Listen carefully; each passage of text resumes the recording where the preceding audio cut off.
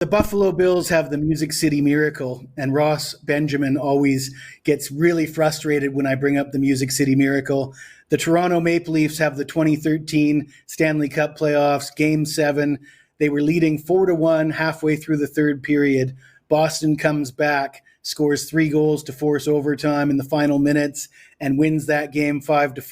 For those of you who aren't hockey fans, coming back from a 4-1 deficit halfway through the third period is like a football team coming back from a 21-point lead with 7 minutes left in the fourth quarter. It just doesn't happen. To say that Boston has their number would be putting it mildly. The Bruins have won 7 of the last 10 games outright. But what I like even more than that is these teams play close games, 4 straight 1-goal games between the two teams. And if you look at Boston on the puck line as an underdog, because they are an underdog in this game, they're 10-0 against the spread as a puck line dog. Now, I had this game circled, and I've got my analysis already in before the news of Austin Matthews broke. I guess Toronto's best player will not play tonight. He's injured. So that's just a bonus for me, but the price has crept up. But the line I'm looking at is Boston +1, -162. It's a little bit juicy, but like I said, they haven't lost by more than 1 goal in any of the previous 10 head-to-head meetings. Boston comes in on top form. They're coming off back-to-back shootout victories. The Leafs have lost 5 of their last 7. And you gotta score on the power play to win in the NHL. The Leafs have the worst power play in the league, or second worst power play in the league, probably very close to whoever is ranking below them. They're only scoring on 10% of their power play opportunities. That's not going to get it done. I will take the Boston Bruins as the dog in Toronto. The line I prefer is +1, -162. Jesse, I got to ask you, I don't do a lot with hockey. I do basketball, baseball, and football. It keeps me busy. But the one thing about hockey is it's so low scoring. There's so few stats to look at.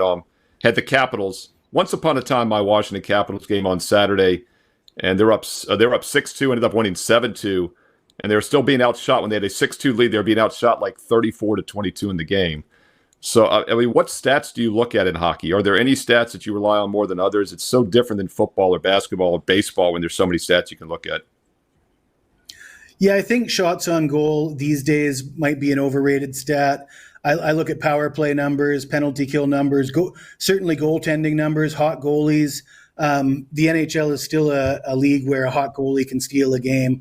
No matter how good a team is, if you run into a hot goaltender, the hot goaltenders make all the difference in playoff series.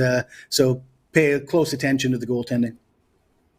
Yeah, and that's exactly why you see less upsets in the NBA 7-game series than any other playoff, right? Baseball and hockey, a pitcher or a goaltender can make a tremendous difference against a superior team, and that's why you see more upsets in hockey and baseball than you do maybe in an NBA 7-game series for that reason as well. It's Jesse Schul. Jesse, $5 Tuesday. Every capper, a $5 best bet. What do you have going on for Tuesday?